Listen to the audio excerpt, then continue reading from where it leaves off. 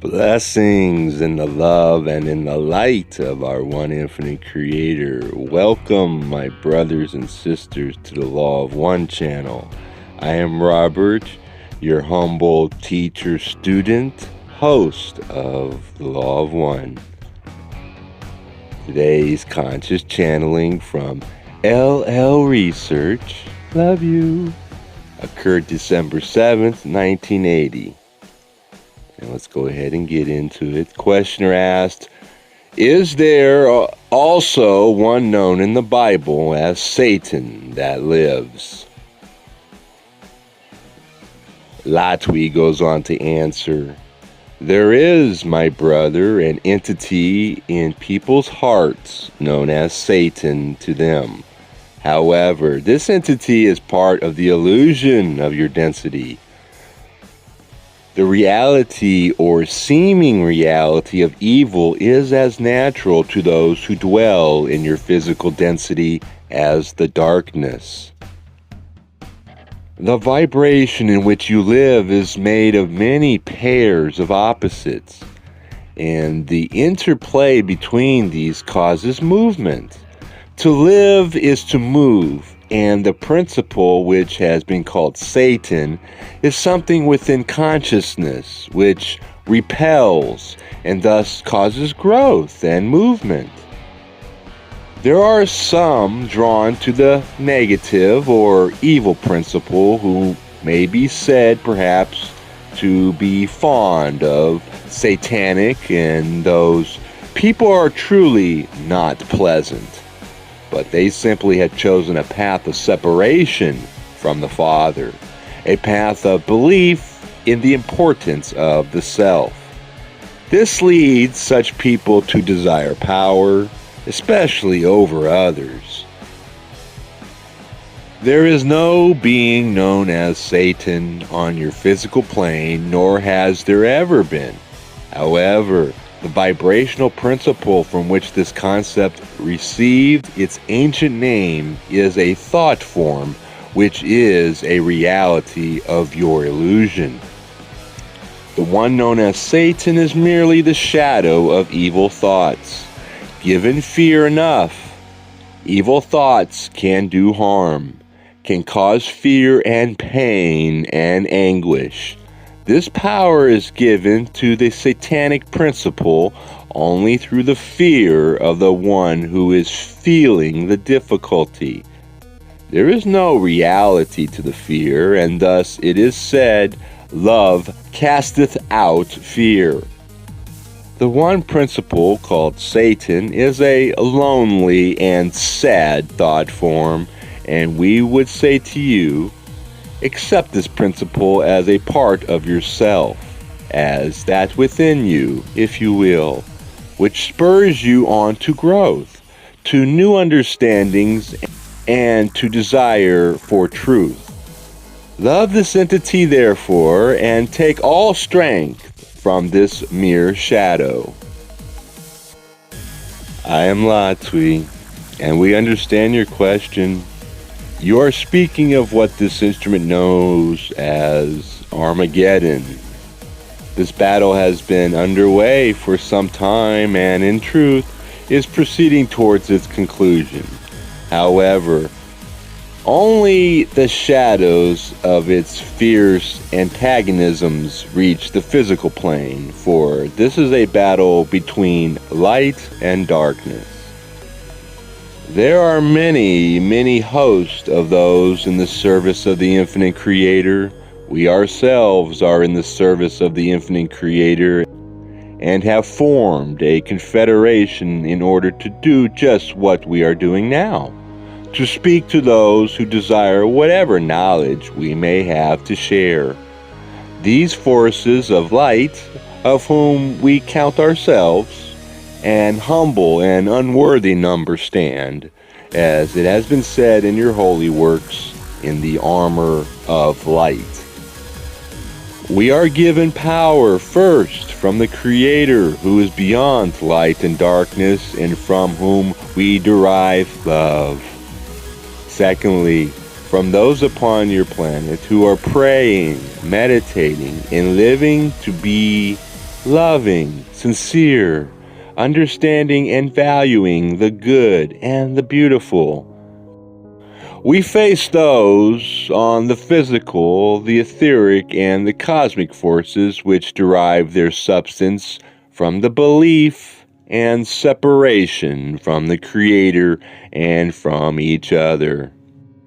Unfortunately, many of your peoples, their tempers sharpened through many generations of wars and territorial arguments, contribute to the negative quality of the forces of darkness.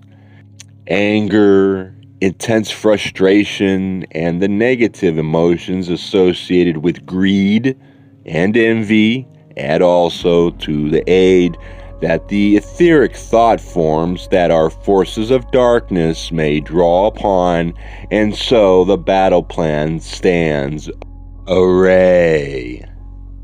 But whereas we have the one Creator to guide us, and one great truth to sustain us, the forces of darkness will always be scattered, for they do not trust one another, but wish only to have power over one another, as well as over all else. Therefore, as soon as enough of the people of your planet can stand behind us who are merely messengers of light, the battle gallantly joined will be over for this harvest, and the harvest will be complete, and those who stood in the light will avail themselves of that light.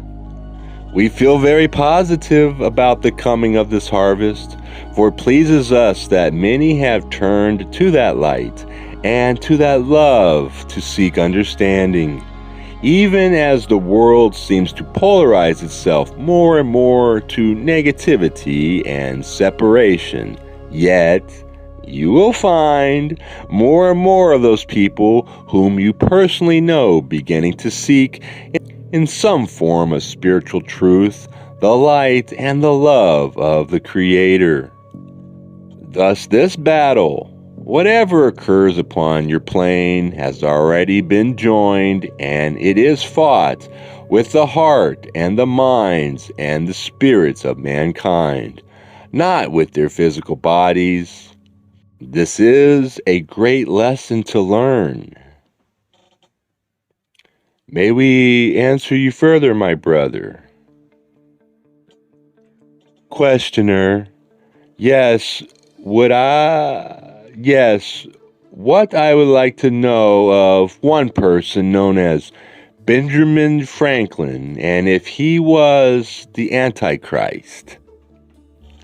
My brother, I am Latwii, and I am aware of your question. We are attempting to remain serious. However, we must tell you that the Antichrist is a thought form. There will be several who will be called Antichrist. However, it is a concept, inasmuch as there are no gods, shall we say, of the darkness, but only one Creator, and that a Creator of love. So there can be no son of such a god of darkness, and thus no Antichrist.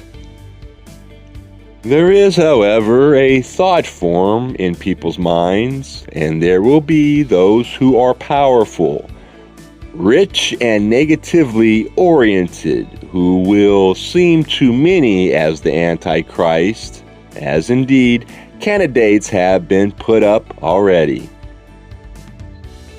The entity known as Ben Franklin was a humorous chap, and one who was considerably more valuable to society, shall we say, than the Antichrist would have been. He was involved in some intellectual scheming, this is true, but then so is Henry Kissinger, and he is not the Antichrist either. Basically, the one known as Franklin was what you might call a wanderer, someone who came from another civilization to this planet, incarnated therein, and brought through several inventions which facilitated the civilization of the country in which you live and of the world in general.